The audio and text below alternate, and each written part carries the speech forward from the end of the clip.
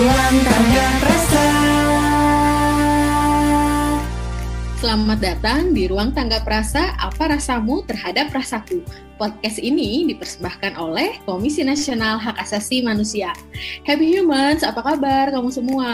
Semoga dimanapun kamu berada, kapanpun kamu mendengarkan ini, mau pagi hari, siang hari, malam hari, atau buat nemenin kamu begadang gitu ya, sebagai anak malam gitu kan, banyak banget nih seumuran aku tuh yang menjadikan dirinya sebagai manusia malam, mau nandingin kelelawar. It's okay, podcast ini bisa kamu dengarkan kapan saja, dan doa kami selalu sama, semoga kamu semua selalu dalam keadaan baik dan sehat. Happy Humans, aku mau nanya nih, kita nggak jadi nanya deh, mendingan kita ngobrol-ngobrol aja ya. Jadi episode kita hari ini akan membahas tentang tujuan pembangunan berkelanjutan. Aneh nggak tuh tujuan pembangunan berkelanjutan? Biasanya kalau di acara-acara kementerian lembaga gitu ya, selalu pakai TPB, atau kalau misalkan teman-teman Happy Human semua mengikuti Uda Ivan Lanin gitu, pasti sebisa mungkin kita menggunakan bahasa-bahasa yang sesuai dengan KBBI, yang sudah diserap oleh bahasa Indonesia gitu, dan yang lain-lain.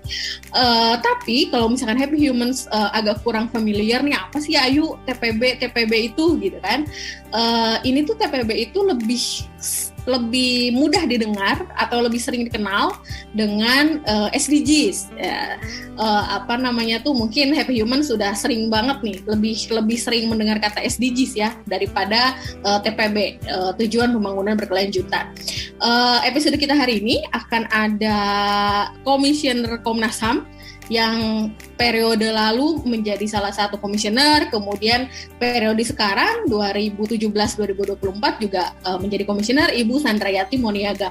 Kita akan sama-sama berbincang dengan Ibu Sandra tentang SDGs, tentang TPB tadi, kemudian kaitannya dengan hak asasi manusia, kemudian sebenarnya apa sih sasaran dari SDGs ini, kemudian ada berapa tujuan gitu, terus kemudian aspeknya apa aja, lalu Indonesia tuh bagian dari tujuan pembangunan berkelanjutan dunia tuh harus gimana sih, upaya-upaya apa saja sih yang harus dilakukan pemerintah Indonesia dalam mencapai tujuan pembangunan berkelanjutan di tahun 2030.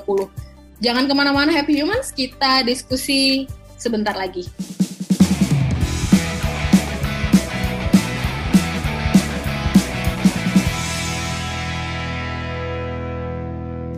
Oke, makasih Mbak Ayu udah dikenalin tadi siapa narasumber kita hari ini. Dan selain ada narasumber yang keren banget, ada juga Mas Dendi yang nemenin kita ngobrol-ngobrol. Jadi kita ada berempat nih. Ada Ayu, ada Bex, ada Mas Dendi, dan juga narasumber kita Mbak Sandra. Apa kabar Mbak Sandra? Baik, Bex. Apa kabar? Selamat sore semua nih. Selamat sore Ayu. Selamat sore Mbak Sandra. Ini kita take-nya sore, tapi yang denger bisa pagi, siang, sore. Dengerin kapan aja. Have a good day. Yes. Nah, Mbak Sandra sehat-sehat aja kan Mbak? Alhamdulillah sehat. Terima kasih Yuk. Iya, seru banget nih Happy Human Mbak Sandra nih, gawangnya SDGs di Komnas gitu ya, Bex ya. Bos aku. Bosnya Bex nih. Ampun. Nah, kita mau nanya nih langsung deh. Mungkin kan banyak tadi seperti yang Ayu bilang, banyak anak muda, banyak Happy Humans yang masih asing dengan TPB, tapi mungkin juga dia sering lihat di di billboard atau di spanduk gitu, SDGs gitu kayaknya di jalan-jalan, tapi mungkin nggak ngerti SDGs atau tujuan pembangunan berkelanjutan TPB. Kalau SDGs itu Sustainable Development Goals, goals itu apa gitu Mbak Sandra? Bisa dijelasin dikit kayak Mbak? Oke, makasih Bex. Jadi SDGs kan bahasa Inggrisnya ya, tapi kalau di Indonesia kan jadi tujuan pembangunan berkelanjutan.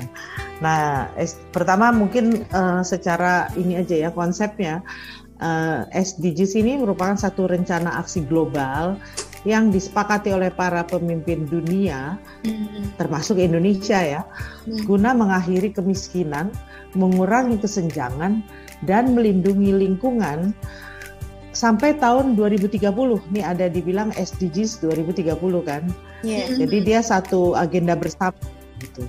Nah, dari para pemimpin dunia itu sepakat ada 17 tujuan yang harus dicapai dengan diuraikan menjadi 169 target yang diharapkan dapat dicapai pada tahun 2030. Jadi kalau teman-teman pernah dengar sebelum SDGs apa itu namanya, Ayu atau Eka mungkin masih ingat? MDGs mungkin ya. MDGs ya, millennials atau apa dulu istilah itu tuh. Pokoknya dia memang disebut sebagai satu tujuan pembangunan, tapi memang masih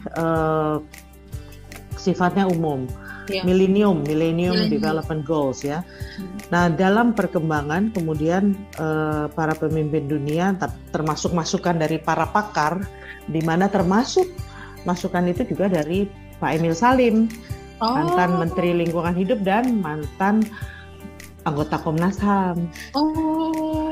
Nah, jadi mereka lah yang mendorong bahwa dunia ini sudah dalam kondisi kritis, lingkungan hidup kritis, tapi kondisi kemiskinan juga sangat tinggi dan kondisi sosial juga banyak ketegangan. Nah, untuk itu gimana nih? Nanti kalau kita utamain ekonomi, lingkungan rusak. Nah, iya betul. Kalau kita utamain lingkungan, rakyatnya miskin misalnya. Binatang dilindungi, pohon dilindungi, tapi orang miskin banyak di sekitar hutan misalnya. Nah, kemudian ada ketegangan sosial, ada kelompok antara suku, antara bangsa, antara negara utara, negara selatan. Misalnya kan negara utara hidupnya sudah cukup mapan, sudah stabil. Mereka bilang, negara berkembang jangan eksploit hutan. Sementara negara berkembang bilang, terus kami mau bagaimana mensejahterakan masyarakat kami kalau nggak ditebang gitu. Nah, inilah dicari titik temu.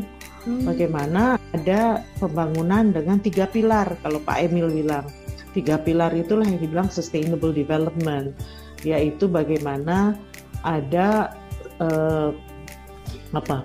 perimbangan antara kepentingan ekonomi, yaitu pengentasan kemiskinan, dan yang kedua soal harmonisasi sosial, soal cohesiveness, dan yang ketiga soal kelestarian lingkungan. Nah, ketiganya ini dijadikan satu, itulah yang disebut pembangunan berkelanjutan. Jadi mereka pemimpin dunia sepakat bahwa kita hanya bisa bertahan kalau kita betul-betul mempertimbangkan 3 hal itu secara seimbang. Ya, jadi kalau lihat itu perbandingan tuh antara dengan MDG dengan SDGs misalnya. Kalau MDGs kan cuma bilang Millennium Development Goals, tidak pakai kata sustainable kan? Iya, betul. Gitu. Jadi, nah dari situ diuraikanlah si 17 tujuan itu. Ada 17 goals kan yang disepakati ya. Dan dari 17 goals itu mungkin juga banyak orang sudah tahu. Kira-kira udah tahu nggak nih ya teman-teman 17 goals ini apa aja? Itu PR nih Happy Human bisa cari-cari ya. Sebenarnya 17 goals itu gitu ya, dari 3 titik tadi gitu ya. Seru banget Mbak Sandra, terima kasih. Aku tuh sebelumnya kan baca-baca SDGs ya, Bex ya gitu. Terus kok mumet gitu. Kenapa kompleks ya? Kompleks banget, tapi tadi Mbak Sandra ngejelasinnya tuh kayak ya juga ya gitu. Tuh kayak bagaimana sih cara menyeimbangkan dunia, bagaimana cara menemukan titik temu di antara berbagai macam masalah gitu. Keren sih. Aku jadi ingin berdoa untuk orang-orang yang memperjuangkan ini. Amin. Bener banget tuh Mbak Ayu. Tapi saya agak penasaran juga ya. Tadi kan sempat saya menggarisbawahi bahwa ada Pak Emil Salim yang merupakan anggota Komnas HAM juga ya Bu ya. Artinya ada prinsip-prinsip HAM di dalam SDGs itu. Nah, itu kaitannya gimana Bu? Saya masih bingung di situ sih Bu. Mbak, sorry. Ya, makasih Mas Dendi. Jadi gini nih, awalnya memang kita pikir ini sesuatu perdebatan orang-orang lingkungan nih kayaknya, atau orang-orang pembangunan aja nih gitu ya. Bukan perdebatannya orang HAM gitu. Nah, tapi kemudian dalam proses setelah kita dalami dan juga diingatkan oleh banyak pihak, sebenarnya Sustainable Development Goals ini adalah kompromi gitu loh, titik kompromi antara gerakan lingkungan hidup, gerakan developmentalis ya, pembangunanisme itu yang tujuannya soal ekonomi semata awalnya, dan gerakan hak asasi manusia yang sosial itu adalah hak asasi manusia ya. Jadi bisa kelihatan itu dipertemukan. Nah, coba kita periksa tuh kalau mau kelihatan Mas Dendi. Kita ini kan salah satu hak yang harus kalau dikembaliin ya, hak asasi manusia itu adalah hak-hak yang dimiliki setiap orang, yang melekat pada orang itu karena dia manusia, dia punya hak. Dan hak itu mencakup kan ada ekonomi, sosial, budaya, dan sipil politik kan, gitu ya secara garis besar ya Mas Dendi ya. Nah, apa yang dimaksud ekonomi, sosial, budaya misalnya? Ada contoh nggak nih, Mas Dendi ada bayangan nggak? Hak atas pekerjaan. Hak atas pekerjaan. Nah, di dalam goal tujuan ke-8 ya dari SDGs itu adalah pekerjaan yang layak, pekerjaan layak dan pertumbuhan ekonomi. Kemudian ada lagi di sini mengakhiri kelaparan. Kan orang kerja buat makan kan? Ya kan Mas? Betul. Nah, jadi gitu melihatnya mungkin dari, kalau bagi orang HAM coba diperiksa hak apa? Hak atas pendidikan. Ada nggak kita hak atas pendidikan? Ada. Nah, tujuan 4 itu hak atas pendidikan, Mas. Jadi ada di sini terkait ya. Sangat terkait. Jadi yang pertama nih ya, kalau kita coba urai. 1, menghapus kemiskinan. Itu dekat nggak dengan hak asasi? Cukup dekat kan? Sangat dekat. Sangat dekat. Yang kedua, mengakhiri kelaparan. Iya itu HAM banget sih ya. HAM banget kan, kelaparan itu sangat erat hubungannya dengan hak yang paling dasar, hak hidup. Betul. Ya, setiap orang berhak untuk hidup. Itu hak yang nggak bisa dikurangi kan? Betul. Nah, kemudian yang ketiga, kesehatan yang baik dan kesejahteraan. Nah, hak sehat itu ada tuh di dalam, kalau di Undang-Undang Dasar kita kan memang hak atas lingkungan hidup yang baik dan sehat. Tapi di Covenant ECOSOC itu ada kan di pasal 12 kalau nggak salah ya, hak atas kesehatan. Itu tujuan ketiga itu. Kemudian tujuan keempat, pendidikan yang bermutu. Nah, hak atas pendidikan jelas lah ya, Ayu kan dikluh gitu loh. Betul. Jelas ada ya. Jelas ada. Nah, tujuan kelima, kesetaraan gender. Masuk nggak? Banget. Itu kan dekat dengan hak perempuan ya, dengan hak soal orientasi seksual gitu kan. Nah, yang keenam, akses air bersih dan sanitasi. Wah, iya ya, Bu. Nah, memang hak asasi manusia tidak eksplisit menyebut hak atas air bersih, tetapi hak atas lingkungan hidup yang baik dan sehat. Ya kan? Ya. Nah, bagaimana orang bisa ada lingkungan hidup yang baik dan sehat kalau nggak ada air bersih kan? Jadi, nah kemudian energi bersih dan terjangkau. Ini juga tidak eksplisit untuk HAM, tetapi energi bersih itu adalah untuk menopang kehidupan kan? Betul.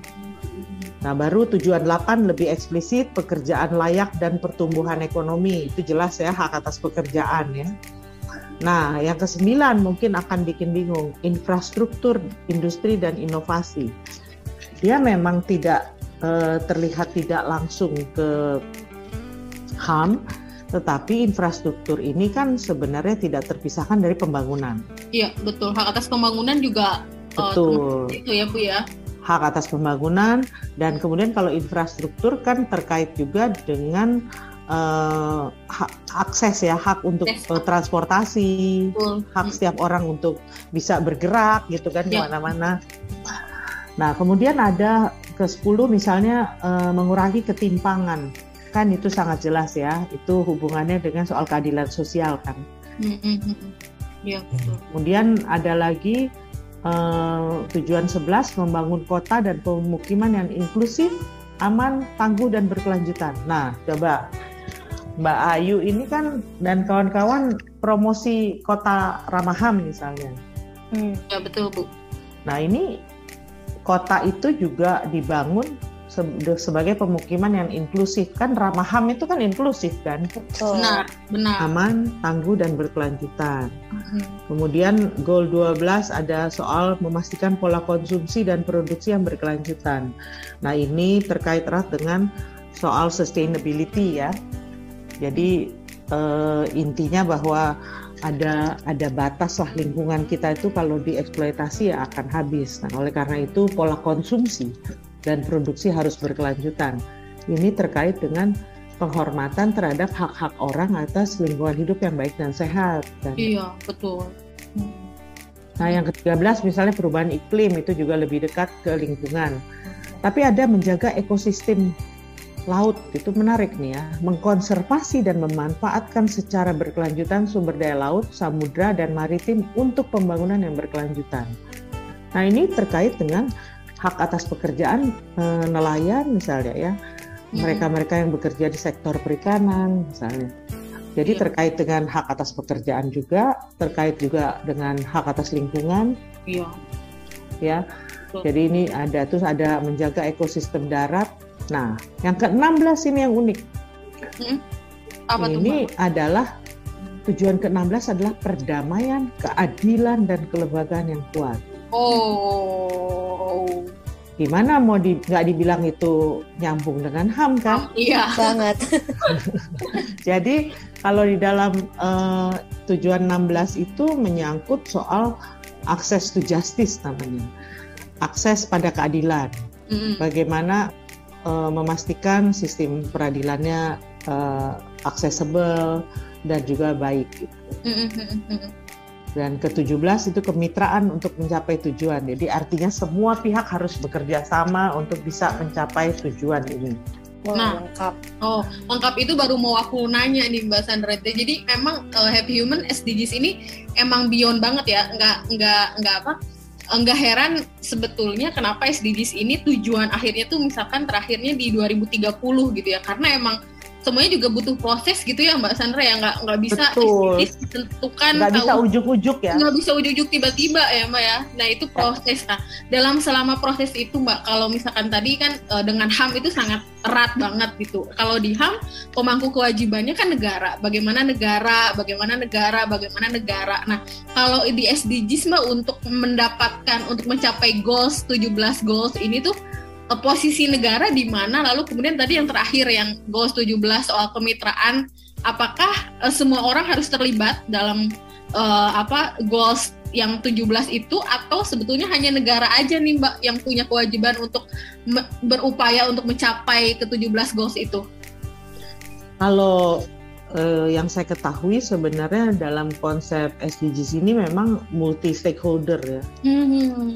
Multi stakeholder di mana pemerintah ya pasti, tapi pemerintah juga tidak bisa tidak kan harus bekerja sama dengan lembaga yudikatif misalnya untuk soal goal 16 tadi kan, untuk kedamaian, untuk akses keadilan. Iya betul. Kemudian pemerintah juga harus bekerja sama dengan legislatif untuk memastikan berbagai peraturan perundangan itu memang dapat accelerating atau mempercepat, memastikan tercapainya tujuan pembangunan berkelanjutan ini pada tahun 2030 seperti yang ditargetkan.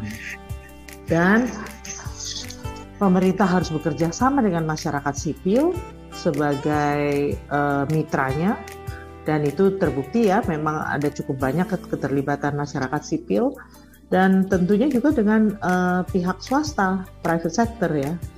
Jadi private sector itu dilibatkan dalam cukup banyak hal tuh di dalam isu SDGs ini. Misalnya beberapa kali saya lihat dialog-dialog antara pemerintah dengan Kadin, dengan pihak-pihak swasta untuk mencoba menerjemahkan dan melibatkan mereka dalam mewujudkan itu. Saya bahkan menemukan ada beberapa multinational corporation yang sudah sangat aktif dengan SDGs ini. Termasuk filantropi ya. Filantropi, tapi juga ada yang kampanye. Jadi ada beberapa produsen elektronik itu punya aplikasi, bikin aplikasi di handphone di mana tentang SDGs. Jadi bagian dari pendidikan publik. Jadi memang semua pihak sih memang jadi yang dilibatkan gitu. Dan perguruan tinggi, mungkin Mbak Ayu atau Bex pernah dengar ada banyak pusat-pusat SDGs di perguruan tinggi di Indonesia. Oh iya ya. Iya, jadi mereka juga dilibatkan di situ. Iya betul, menarik banget ya. Memang ini kerja bersama gitu ya Mbak Sandra. Nah ini kalau lebih khususnya nih Mbak Sandra, ini kan Happy Humans ini tuh kebanyakan anak muda ya. Kalau dilihat dari analitiknya itu pendengar kita tuh dari umur 18 sampai umur 40 terbanyak. Untuk anak muda yang mungkin masih mahasiswa gitu ya Mbak Sandra, apa kira-kira yang bisa dilakukan oleh anak muda untuk ikut mendorong pencapaian SDGs ini Mbak? Menurut Mbak Sandra kira-kira apa yang harus diambil, peran yang harus diambil oleh Happy Humans yang mendengarkan? Ya, yang pertama tentunya kita semua harus belajar ya, harus belajar dengan baik gitu loh, memahami dengan baik konsep SDGs ini, dan kemudian melihat sejauh mana dia bisa bermanfaat bagi pengembangan kita sebagai manusia, pengembangan lingkungan kita, pengembangan masyarakat kita, pengembangan lembaga kita gitu ya, dan tentunya pengembangan bangsa kita. Tapi apa yang bisa dilakukan, teman-teman muda pertamanya pasti bisa ikut membantu mensosialisasikan tentang SDGs ini. Iya. Ngobrol di mana-mana, cerita tentang SDGs, dan yang lebih penting setelah tahu, kemudian mengingatkan pemerintah bahwa pemerintah ada kewajiban pokok nih mewujudkan SDGs ini. Siapa sih yang nggak mau negaranya itu betul sejahtera ya? Iya betul. Jadi kalau kita baca ulang goals-nya itu kan, dari tujuan-tujuan yang ada, kalau memang bisa diwujudkan yang terkait dengan misalnya pengentasan kemiskinan itu kan, kita kan senang kalau nggak ada orang miskin lagi. Iya. Nah itu teman-teman muda bisa bantu mengingatkan kepada pemerintah daerahnya, kepada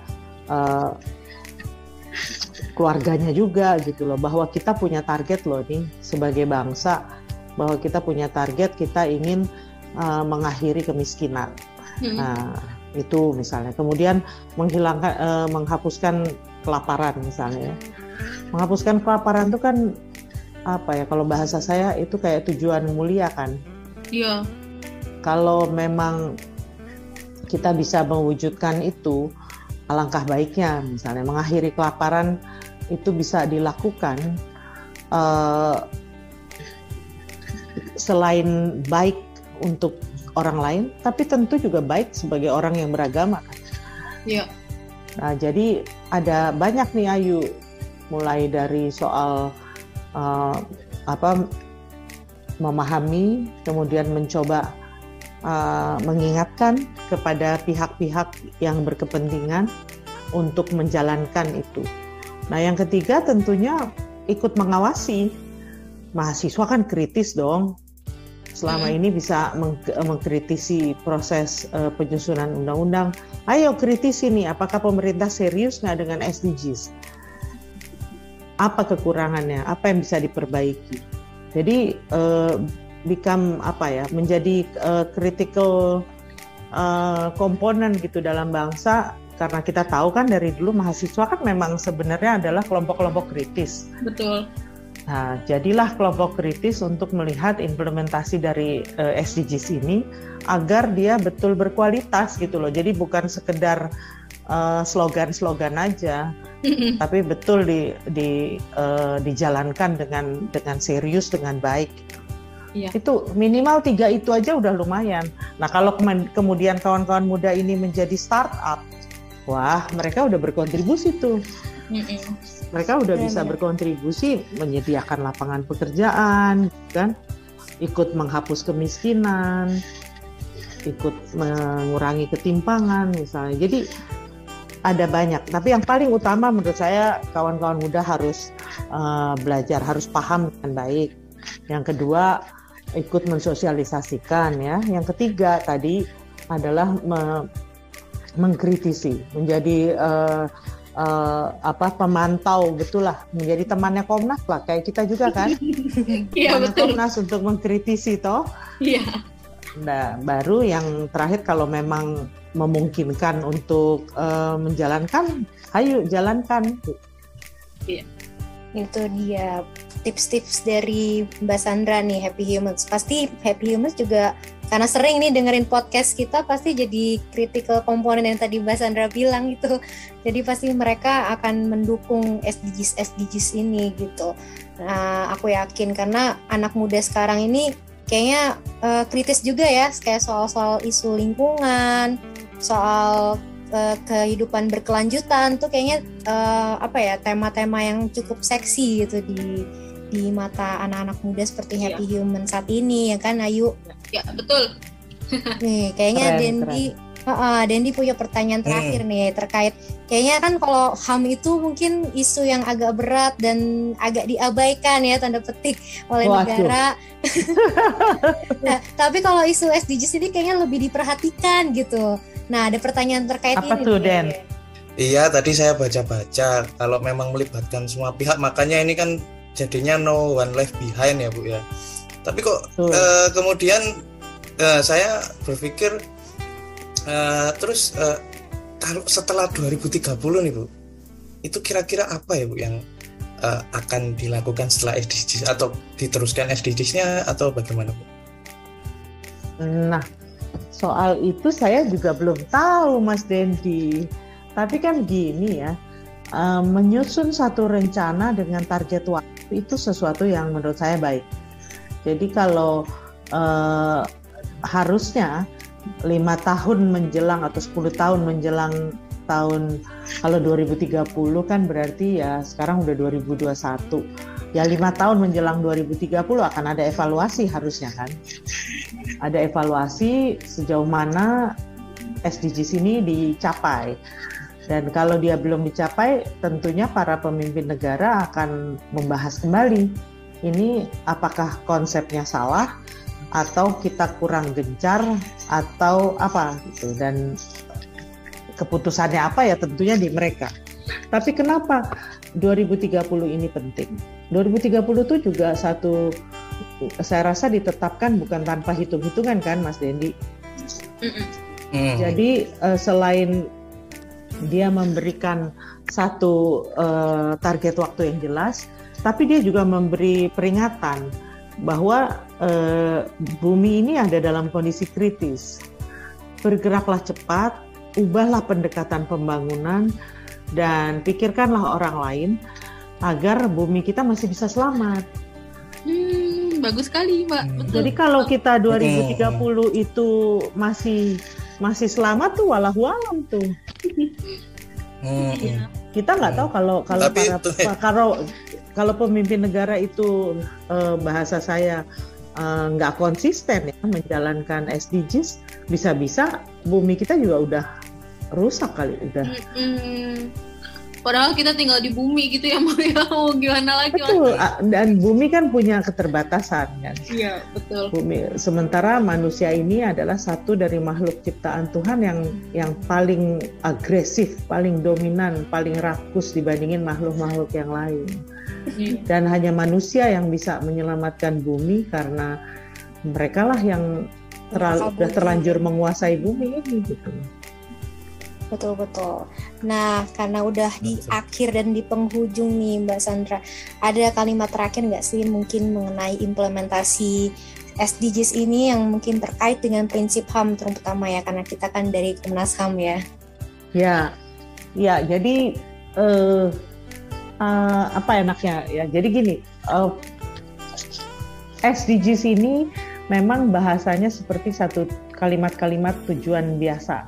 Tapi kalau kita baca lebih dalam di dalam dokumen SDGs, itu sebenarnya secara tersirat itu banyak sekali yang sesuai dengan isu hak asasi yang memang wajib dipenuhi, wajib dihormati, dilindungi dan dipenuhi oleh negara.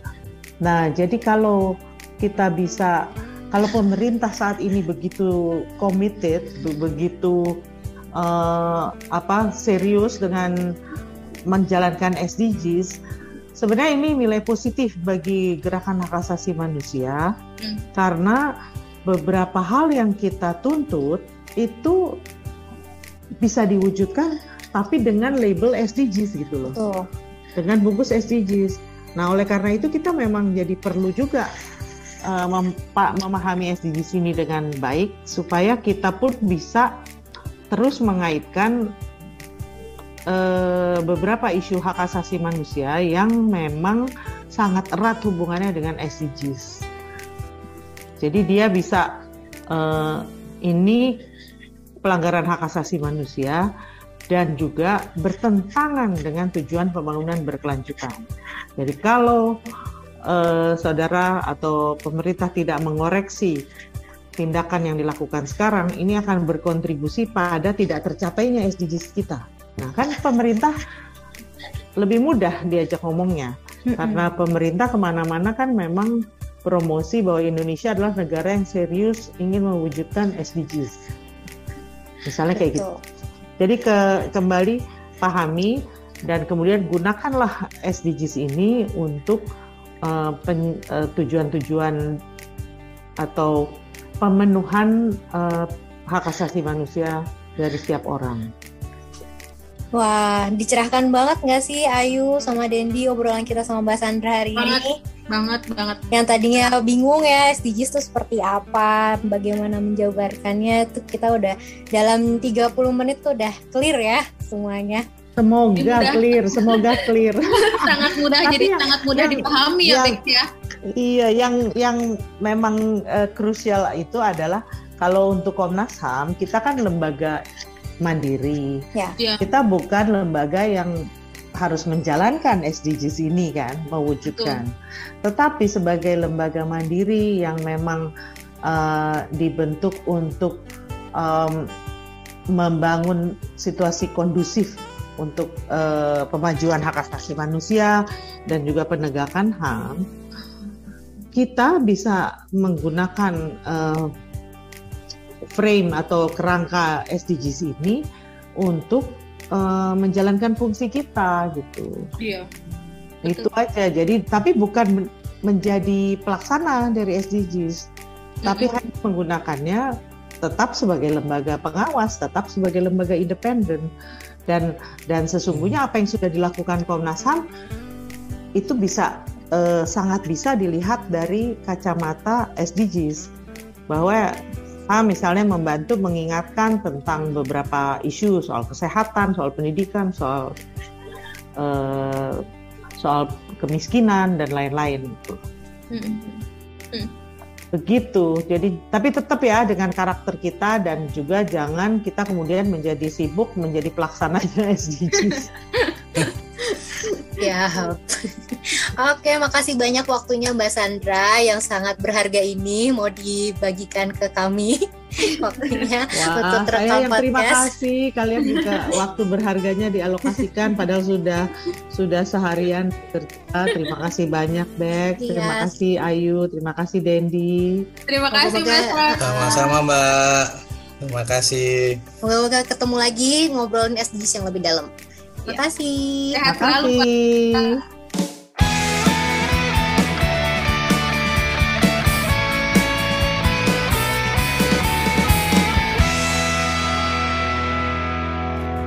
itu dia obrolan seru kita sama Ibu atau Mbak Sandra. Kita udah waktunya minta feedback dan masukan dari pendengar semua, yaitu happy human semuanya, serta memanggil karya yang mau dikirimin ke kita. Kita tuh masih ada di email di tanggaprasa@komnasham.go.id dan juga ikutin media sosial kita. Jangan lupa di Instagram @komnas_ham, Twitter @komnasham, Facebook Komnas Spasi-HAM, YouTube Komnas Spasi-HAM juga, dan live chat. Kalau ada yang mau nanya-nanya atau kasih feedback langsung juga bisa di website tanggaprasa.id setiap jam 1 sampai 3 sore aja di waktu Indonesia bagian Barat di setiap hari kerja ya atau weekdays. Jadi sampai jumpa Rabu depan pukul 4 sore waktu Indonesia bagian Barat untuk selalu update-nya ya. Tapi kalau kamu mau dengerin kapan aja boleh, seperti yang tadi Ayu udah bilang, mau pagi, siang, sore, malam boleh banget di episode Ruang Tanggap Rasa berikutnya. Dah. Dadah.